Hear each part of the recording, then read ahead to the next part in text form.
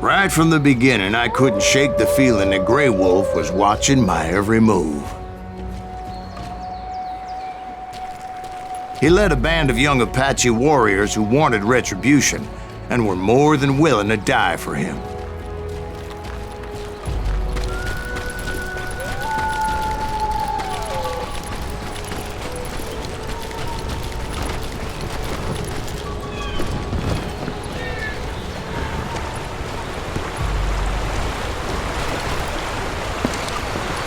They saw me before I saw them.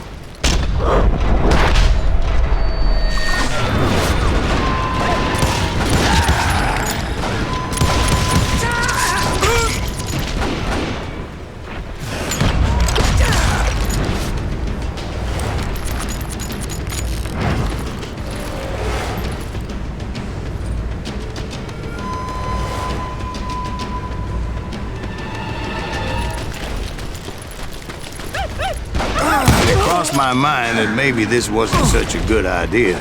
But now that the shooting had started, there was no backing down.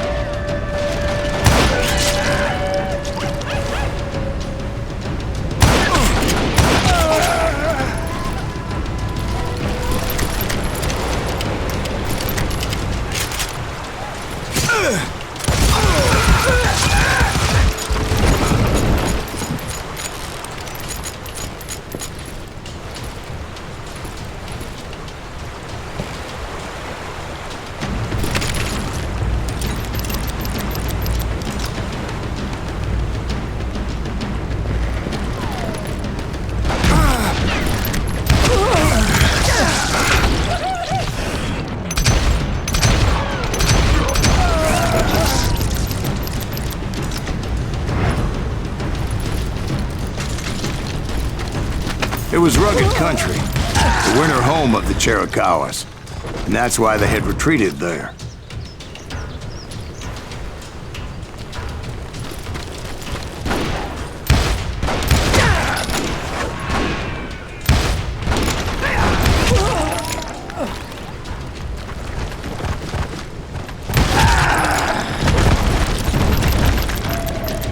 I admit to having some regrets about going after them the way I did.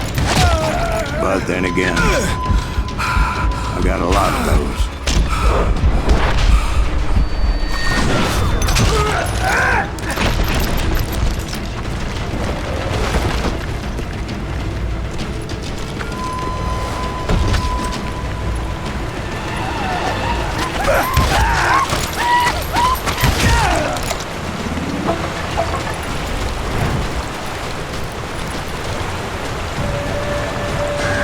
Did you find Grey Wolf?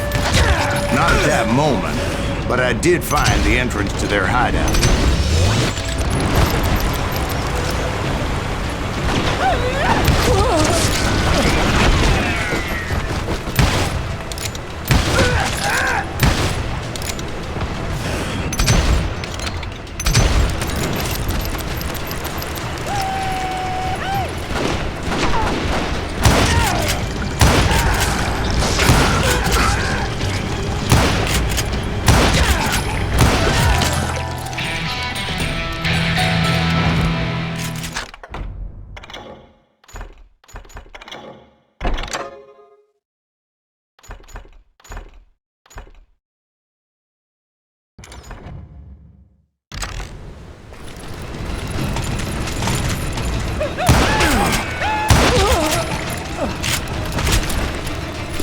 A deep crevice that led to a deeper cave.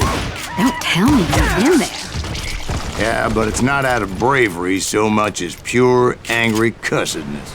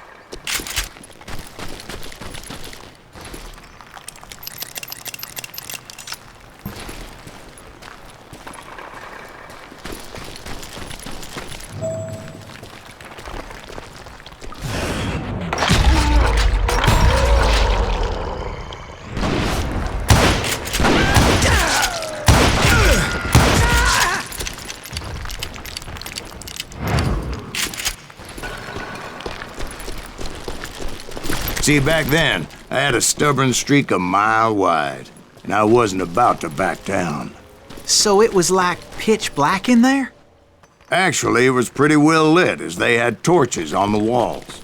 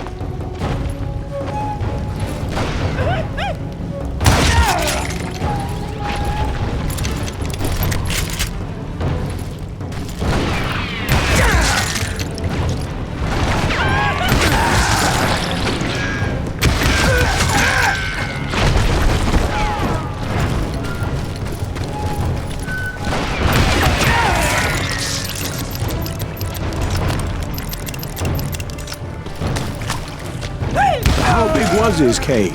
Big as hell, Ben. Chiricahua had hid out there during the Indian Wars.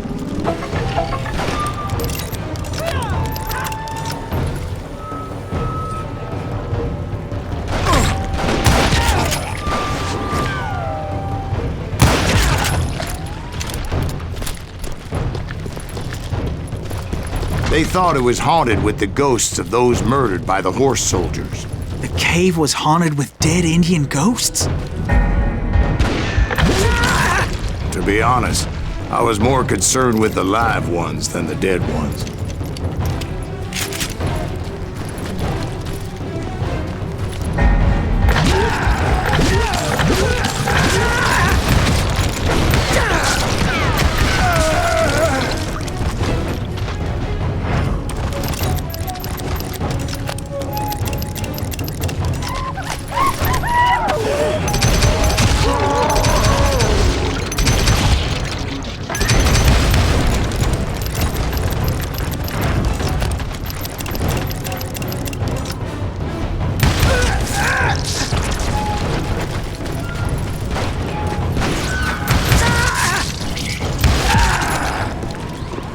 How come you know so much about engines? A few years back, I was married to two Mescalero women. At the same time?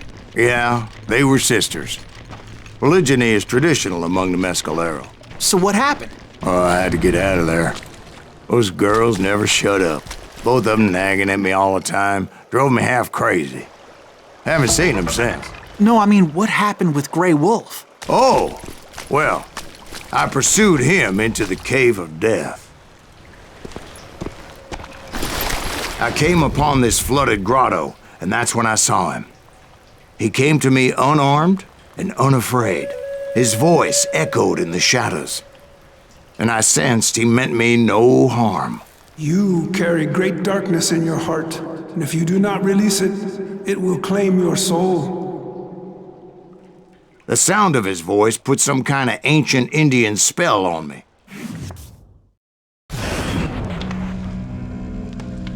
As his story unfolded in my mind, You will come to this place again and kill many more men, and the darkness will grow until it consumes everything that you are. The soul would have no rainbow if the eye had no tears.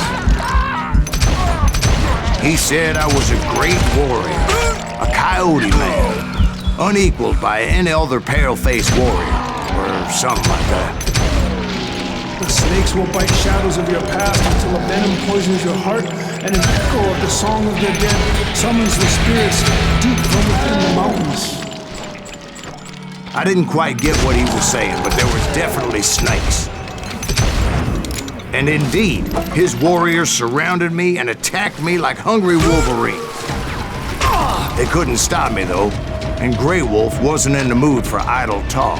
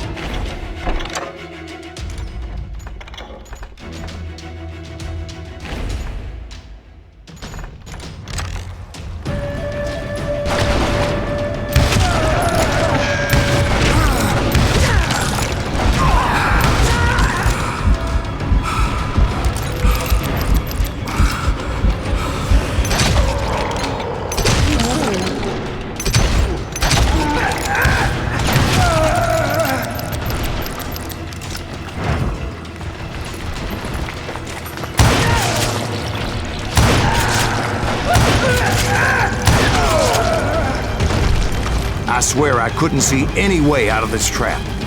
But suddenly, one just appeared. Kinda like a miracle.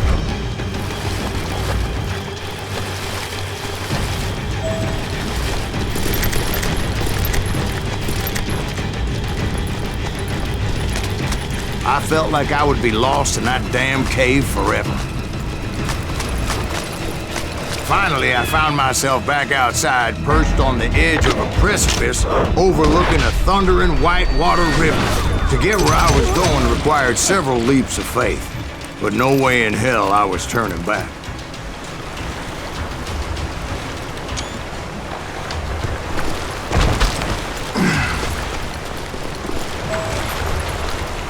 I chased after him, determined to make him explain the meaning of all that mumbo-jumbo. Mumbo-jumbo's right. Are you making this all up as you go? A few details may be fuzzy, brother, but I am relating exactly what happened to me. There were dozens of Apache warriors aiming at me from on high. Dozens? Well, maybe not dozens, but there was a lot of them. At least 3 or 4. Well, more than that, little lady.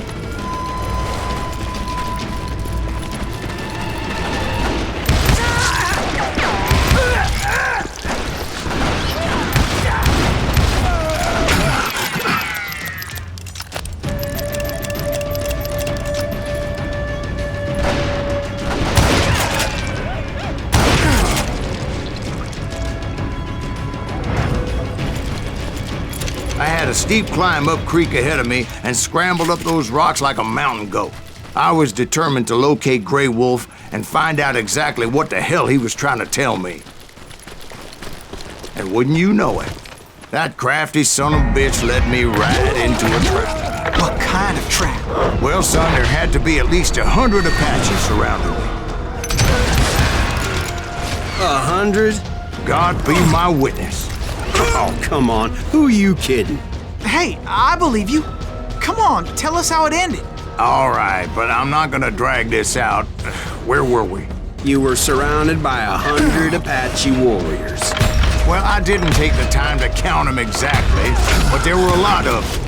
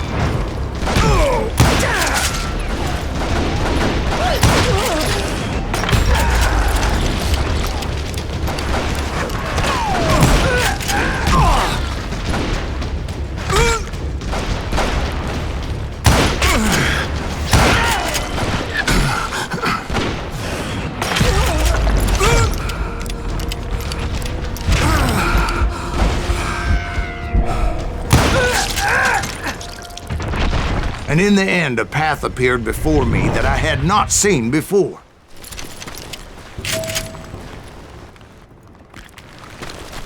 I followed it as I desperately needed to find out what Grey Wolf was trying to tell me. But it was like that son of a bitch disappeared into thin air.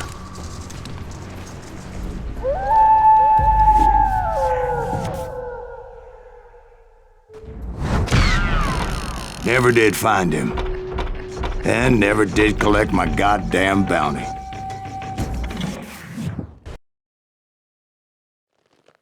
Thank you, darling. It's interesting how the truth can sometimes seem might malleable, depending upon your point of view. Like how those dime novels make you out to be something you're not? Jack, don't be starting trouble. No, he's right. They do tend to exaggerate. Did they exaggerate your part in taking down the Daltons?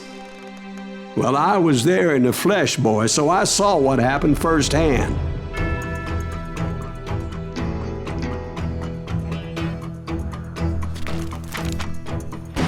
Those Daltons were lawmen once, before they all went bad, robbing banks and trains clear across the territory. Until Coffeeville, of course. I was one of the citizens who took up arms that day. Fighting on the side of the riot? I did my best, sir. We all did.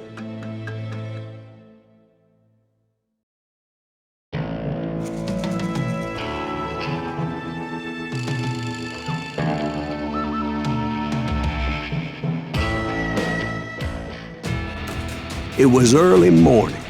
One of my friends was a local gunsmith, and he handed out firearms to anybody who'd take one. You see, the Daltons got it in their heads to rob 2 banks at the same time. 2 banks on the same damn street. Story was Bob Dalton's girl was always writing him about how he had no ambition. Or you're nobody next to Jesse James, she'd say. Finally, the bastard took his brothers to Coffeeville just to shut her up. Right. It's always the woman's fault.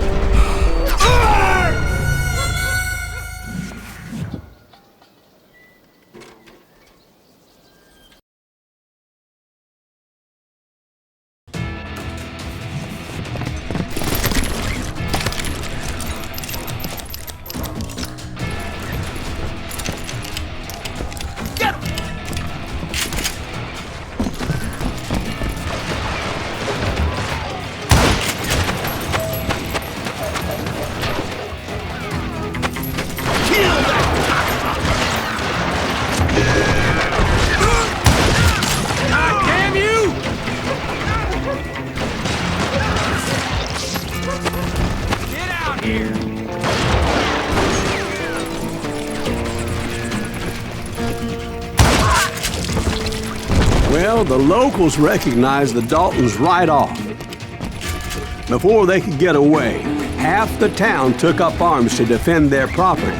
Their first mistake was pulling a job in their own damn hometown. The boys grew up in Coffeeville, so everybody knew them. Got us a eagle. Put some holes in him.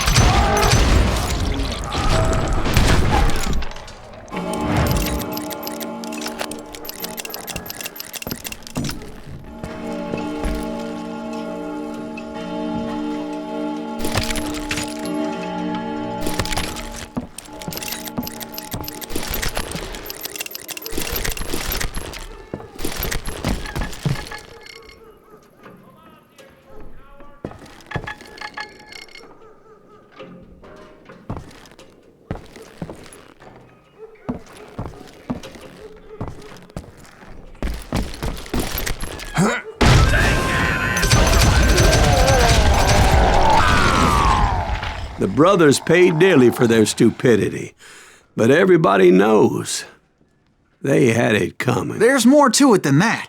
I read all about that day, so I know for a fact that it went down very differently. First of all, it was high noon. A posse of U.S. deputy marshals were on the rooftop across the street. Get ready, boys. They're gonna make a move. The lawmen had been tracking the Daltons for months, and now they finally had them dead to rights. Among them was a bounty hunter feared by many a lawbreaker. The marshals tried to get the Daltons to surrender. But this bounty hunter knew that the brothers were far too proud to ever lay down their guns.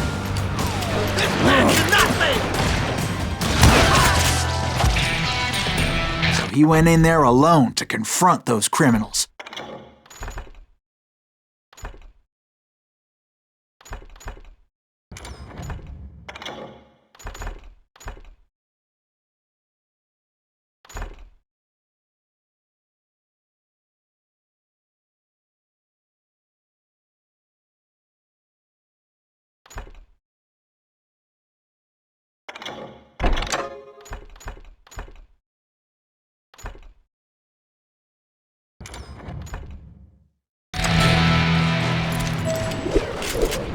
One of the marshals shouted, "Where are you going? Are you crazy?"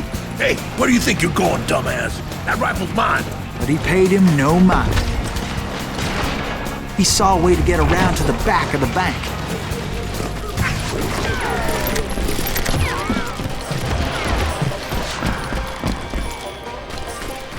Then he figured out how to hit the Daltons from a direction they weren't expecting.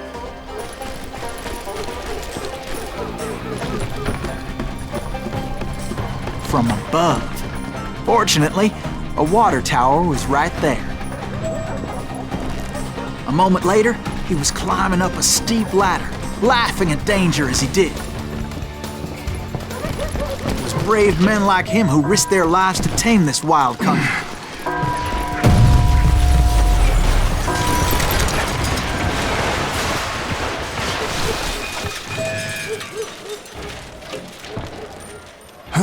We've got company!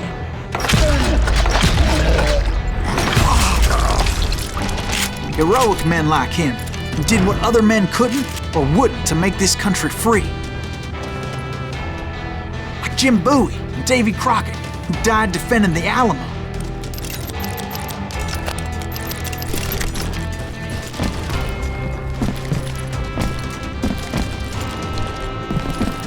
Is that Silas Greaves? Son of a bitch!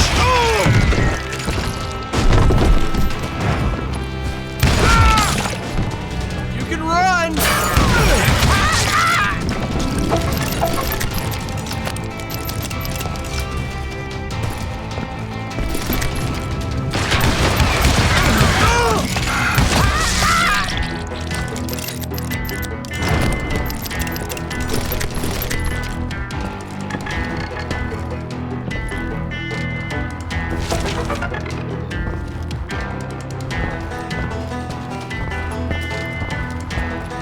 Over there!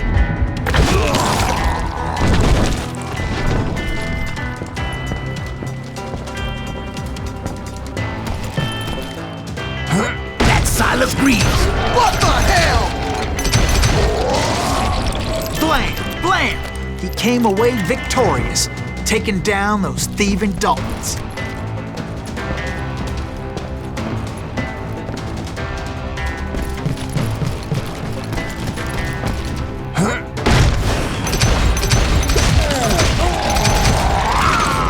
His name was Silas Greaves, and when the dust finally settled, he was the last man standing.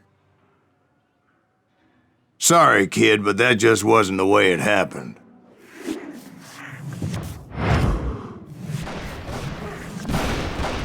It was early evening, not high noon.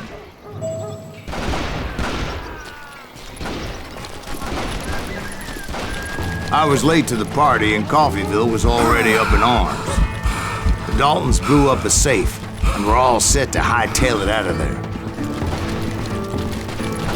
Those pathetic deputies surrounding the bank were dropping like flies.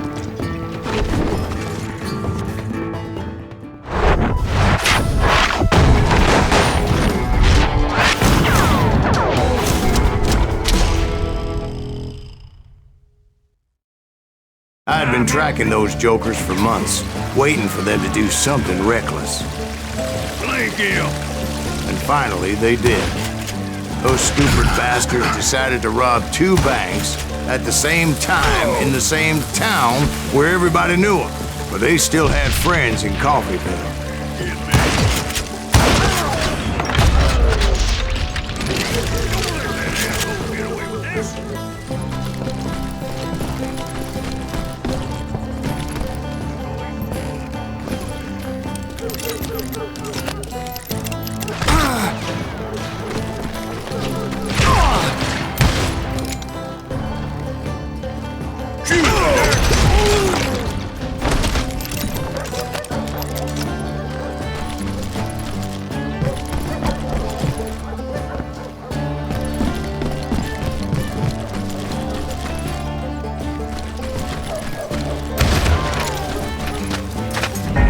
Got us a hero. What's rolls in it? Those friends came after me like a pack of wild dogs, tooth and nail. They were coming at me from all directions.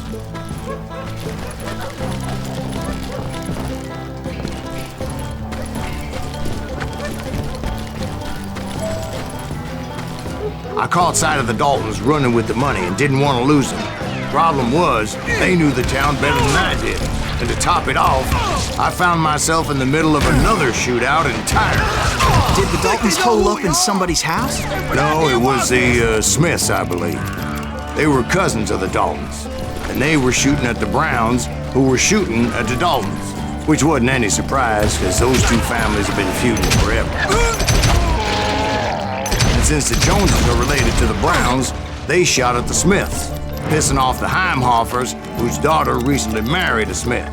Well, bullets were flying every which way as all the old feuds in Kansas caught fire all at once. There was a hell of a lot of pissed off people in Coffeyville that day. But that's just the way life is sometimes. Shit happens.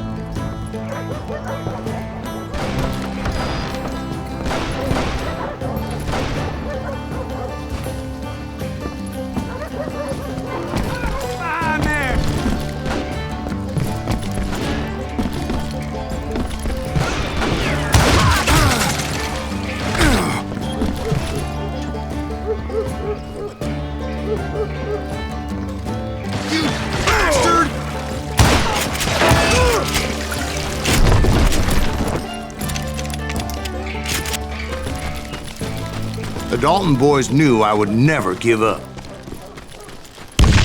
Those Daltons weren't the sharpest knives in the drawer, but they always stood together.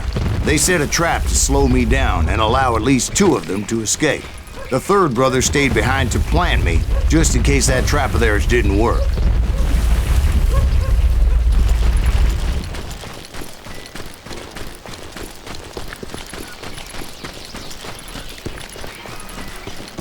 It was Emmett, the youngest, and he decided to stand his ground and face me down. I ain't afraid of you, Silas Greaves. This is where it ends for you. He was determined to protect his brothers. I understood how he felt. Taking me on all by his lonesome wasn't exactly a recipe for a long life.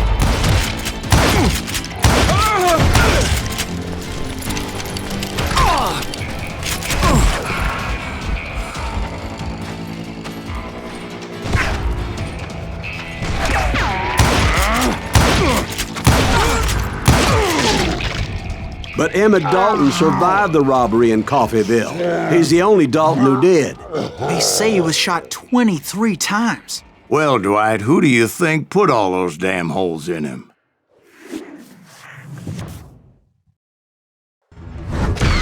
But I have to admit, that boy had grit.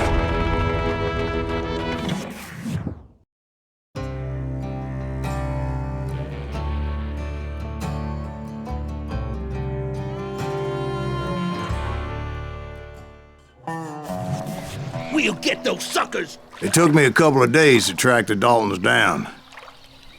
They can't get away with this! And in that time, a whole posse of local vigilantes offered to lend a hand. We'll track him to the ends of the earth. They seemed as determined as me to find those outlaws. But as we headed into those swamps, it was like I had my own private army. There was no way those boys were getting away this time.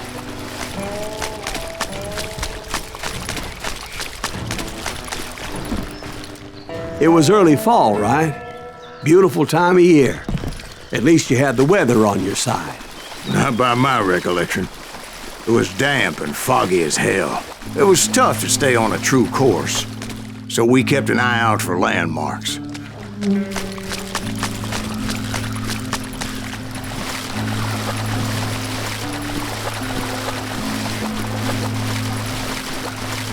It was autumn.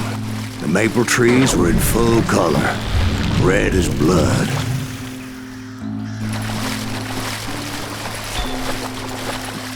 The rains that year were torrential, so the whole area was flooded. The vigilantes had spread out wide, and pretty soon I couldn't see anybody.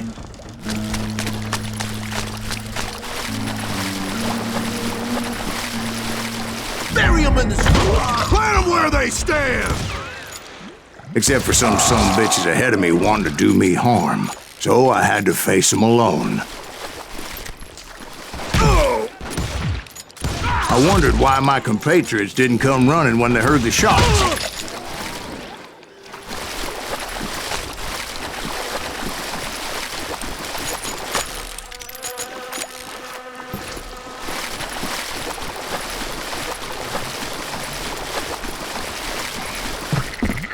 So did you find the Daltons? Not yet, but I did have the questionable pleasure of meeting a few of their friends.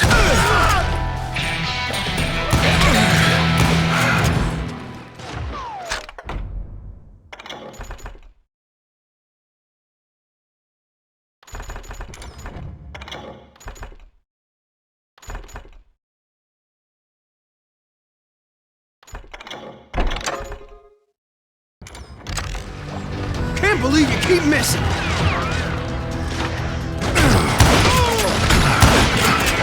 Sorry, son of a bitch.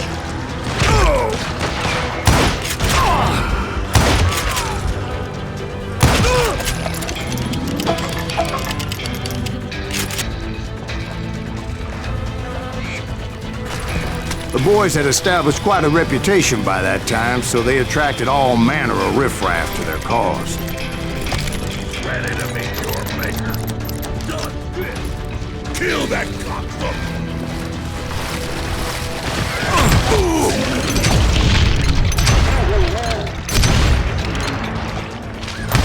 I still have all my fingers. Point being, I was under serious attack.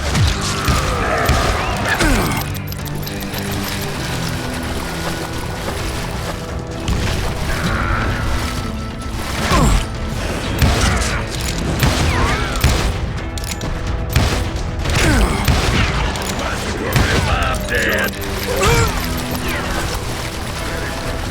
Buttshot. And my reinforcements was nowhere to be seen.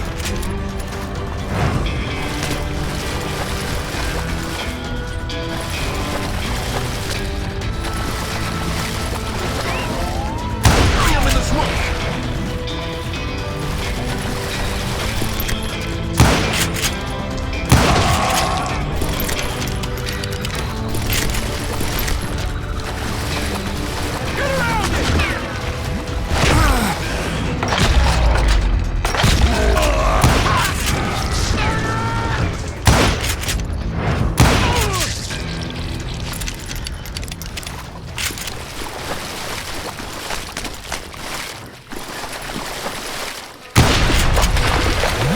But luckily, a barn materialized as if right before my eyes. I scrambled up top to get a better view.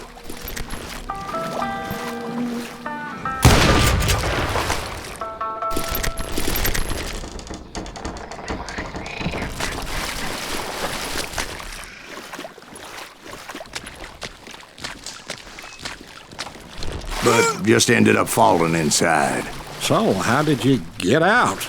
The barn doors was open. About right then, I saw some suspicious characters running for the bushes. Of course, I followed them. But that goddamn swamp was like a goddamn maze, and pretty soon I had no goddamn idea where I was. Steve?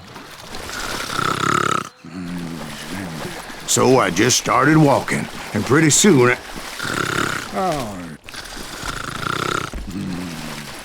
Steve?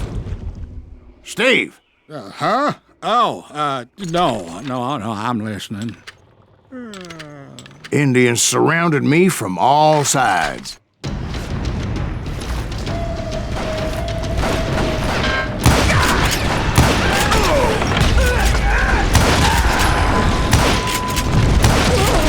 Indians?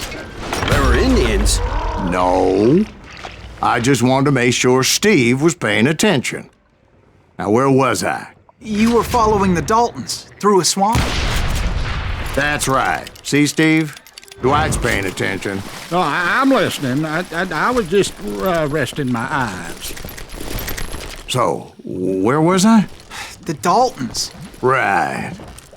See, there's a reason so many outlaw gangs are made up of brothers. Being a brother is a very sacred thing. It's a bond like no other.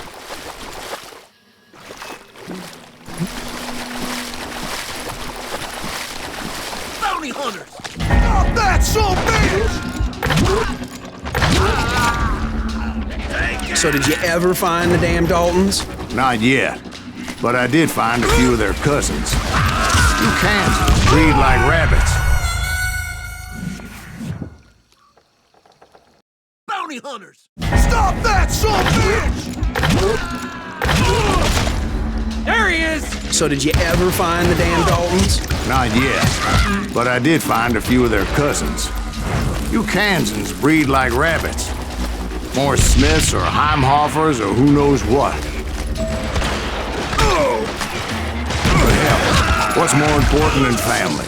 I bet Ben knows what I'm talking about.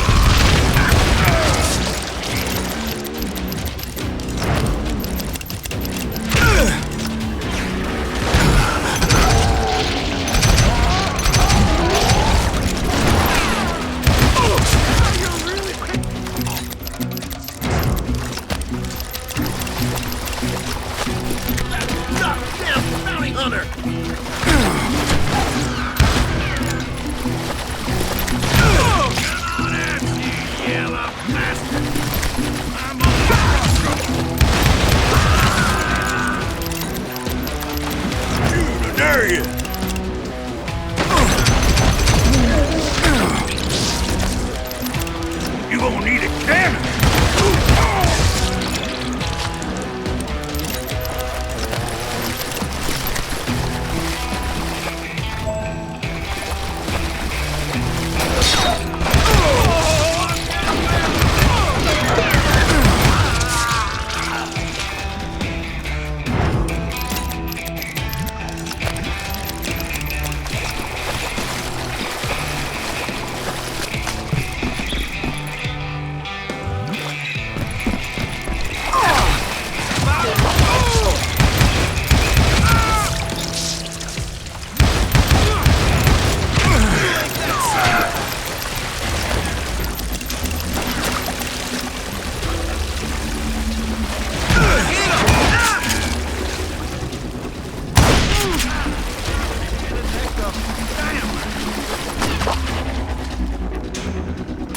Dynamite's for assholes who can't shoot!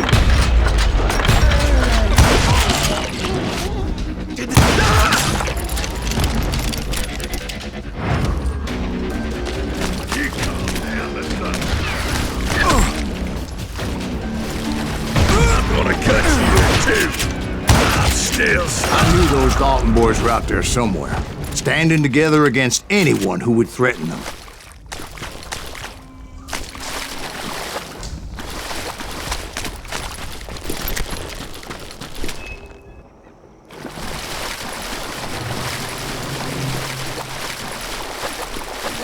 And that's when I saw it. A goddamn steamboat. A steamboat in a swamp? Yeah, Steve, but this wasn't much more than a wreck, really. But how'd a damn steamboat end up in the swamps? Guess it floated off during the flood of '89. Now, was it a stern wheeler or a side wheeler? What? Does that really make a difference, Steve? It was a steamboat with a goddamn army on board. It was then that a fusillade of bullets come raining down from on high, and those vigilantes who accompanied me weren't anywhere to be found. But among those men that were shooting at me, I thought I saw some familiar faces.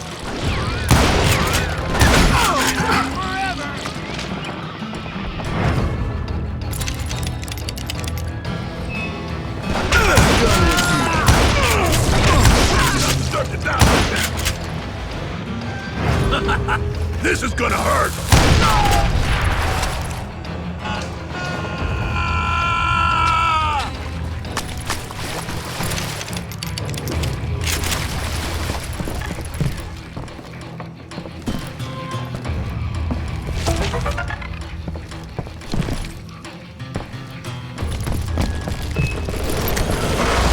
Somewhere up there, the Daltons were waiting on me.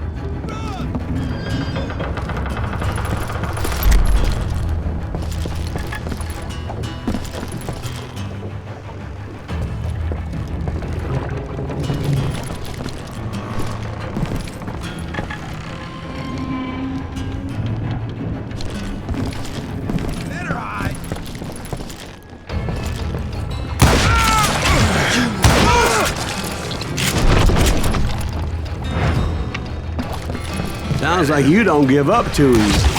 That's the kind of man I am, Ben. I set out to do something. I do it. Surrender just ain't in my nature. Plus, I'm stubborn as hell.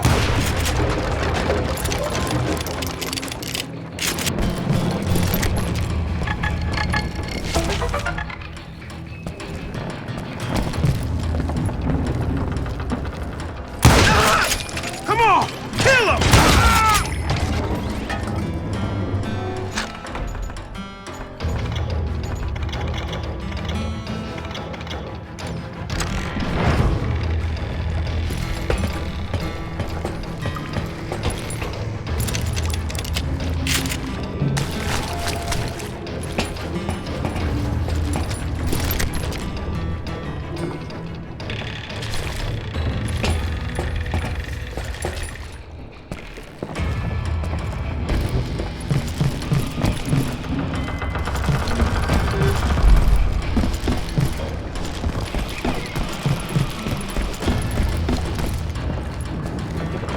Right about then, much to my relief, the vigilantes finally arrived. Their leader motioned at a cabin in the middle of the top deck, pointing me directly at the Daltons. I finally had them, after months of dogged pursuit.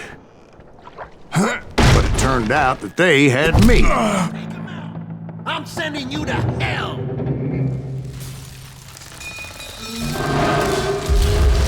The Daltons had played me like a fiddle. Apparently, the vigilantes were on their damn payroll. They didn't just want to shoot me. They wanted to burn me alive. But finding my way out of a burning labyrinth proved to be quite a challenge. It was a riverboat, right? I mean, it's not like it was a goddamn ocean liner. Well, yeah, but I was in Did a you fight. hear about that ship that's gonna launch next year? Largest one in the world. You're What I'm- talking about the Titanic. If you ask me, it's too blessed big. I don't think it'll even float. So anyway, Don't be stupid, Steve. They know what they're doing. They say that the Titanic is unsinkable. oh God. But getting back to that steamboat, how'd you get off it, Mr. Greaves? I took in a lot of smoke that day, so I admit my recollection might be a bit hazy. But somehow I managed to finally disembark. I was coughing up smoke and pretty damn pissed. I was done playing games with those boys. It was time to settle this once and for all.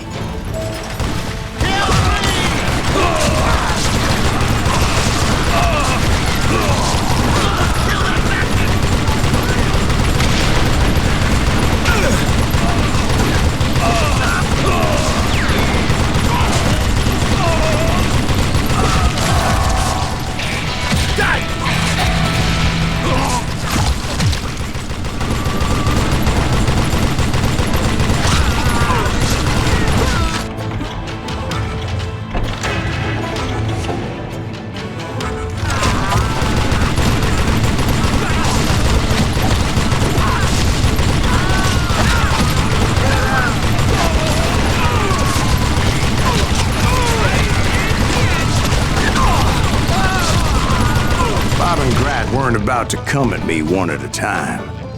They were in this together. Two brothers side by side, determined to take me down. Confident that this time the odds were on their side.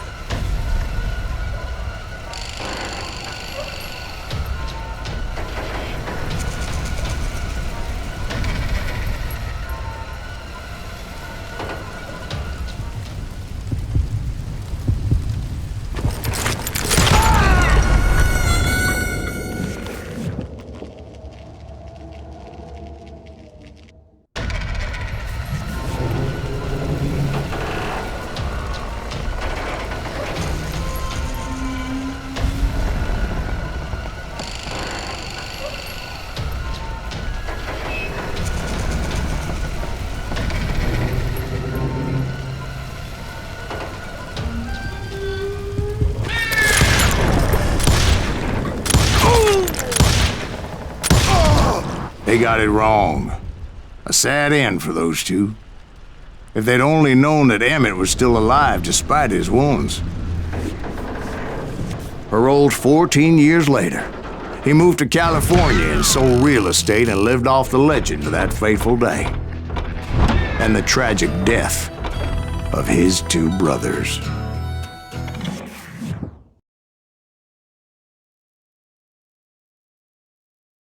My own brothers died tragically as well, truth be told.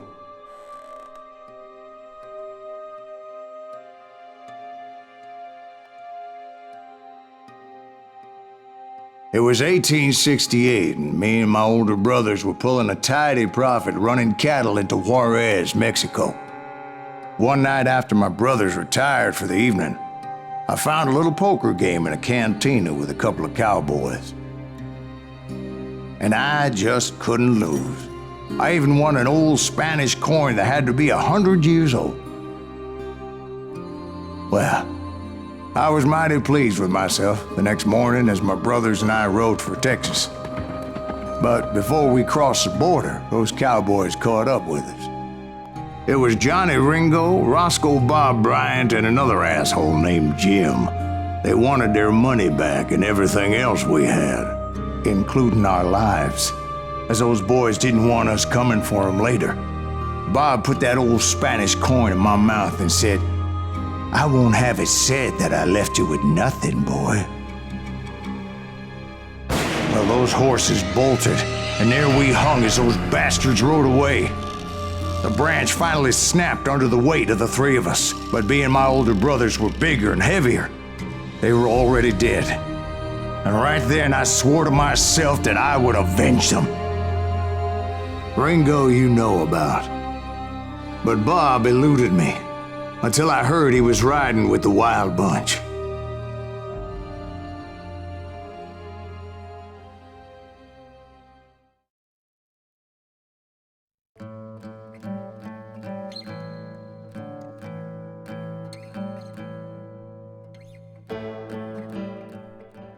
I'd been on their trail for months, ever since they left their hideout in the Bighorn Mountains.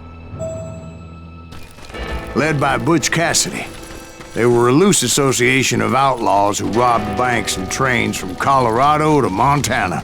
Among them was the Sundance Kid, and that murderous hombre I was tracking, Roscoe Bob Bryant. Were you a part of that giant Pinkerton posse after the Wild Bunch? No, boy. A circus like that would have slowed me down. Besides, I wanted Bryant all to myself.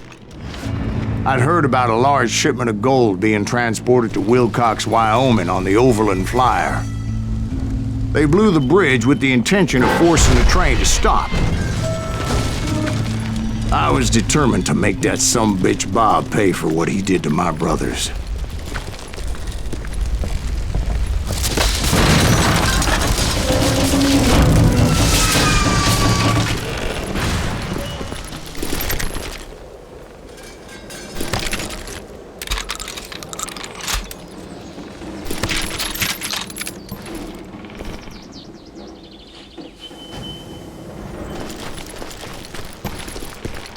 Ears are still ringing from blowing up that ridge.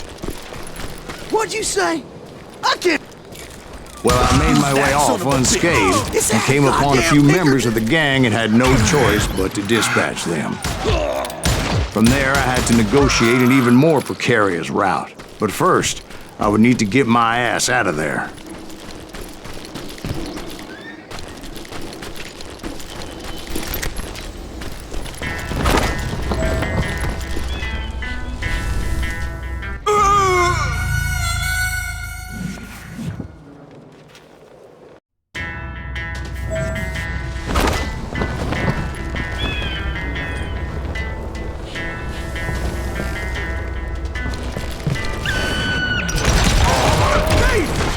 I jumped from the frying pan into the fire as the train was clearly fixing to fall.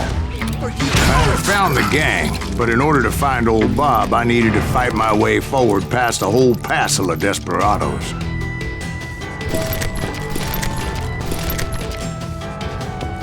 Outside, inside, any way I could, I made my way towards my prey.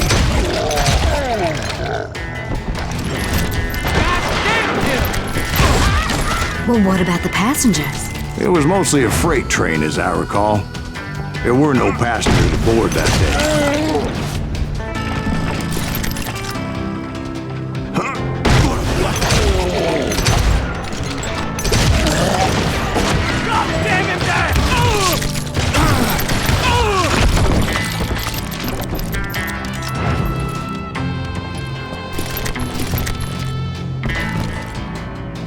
As I mentioned before, I am not fond of heights. But I was too busy dodging bullets to worry about falling to my death. Odds were I was likely to die that day anyway. So I was determined to take down as many of those bastards as I could.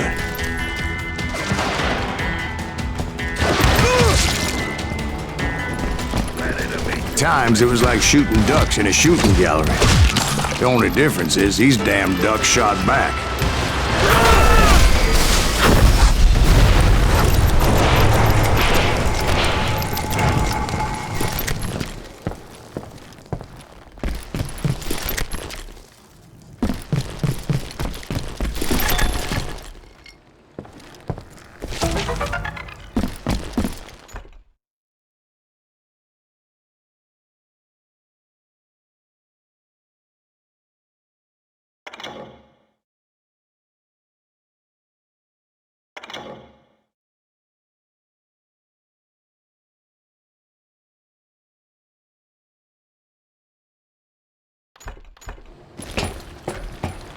I kept hoping the law would show up and give me a hand. You mean like that giant Pinkerton posse that I read about? Did they come riding in, guns a-blazing to help?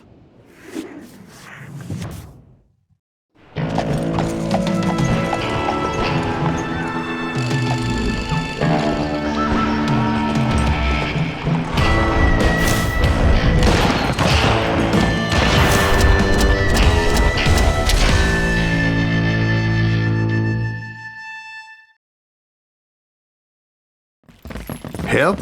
From the Pinkertons? No, son. I had to fight the wild bunch all by my lonesome, as usual. Who the hell is that? Okay, take cover! Retreat! Retreat! He's killing everybody! Ready to meet your maker? He'll kill us all! Hell's gonna hurt you, man!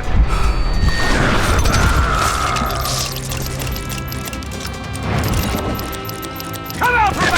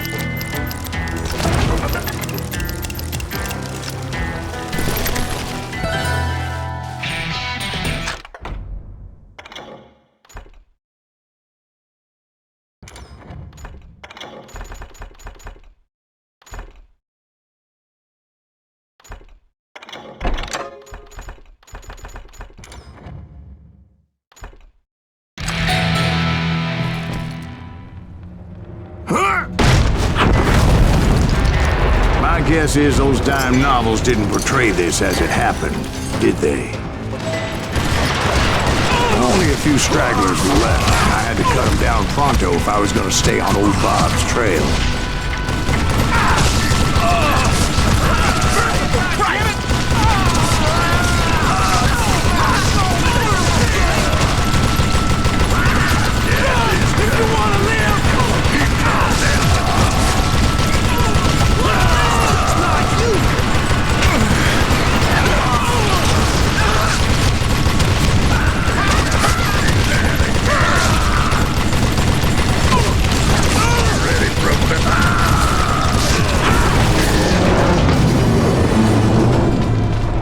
Once I silenced all those guns, I went searching for my nemesis, determined to finally have my justice. But the only survivor who welcomed me was George Flat-Nose Curry. Who was he? The fastest gun in the gang. Right after Sundance, I mean. And Kid Curry, and maybe Elsie Lay. Though some folks might dispute that.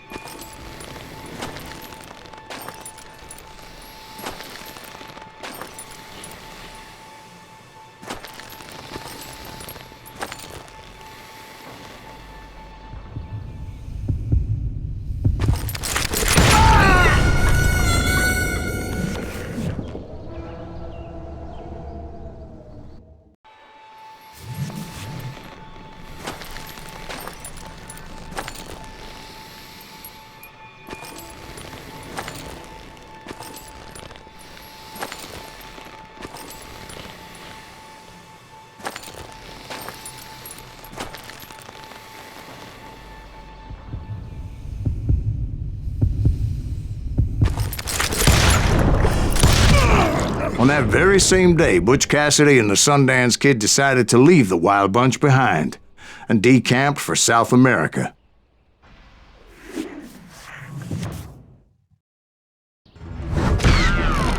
They ended up living down there for many years, but I'm sure you already know all about that.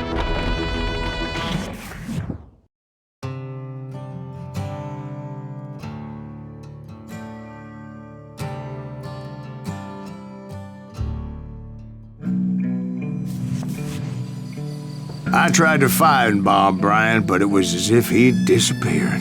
Sometime later, I heard the Wild Bunch was back together.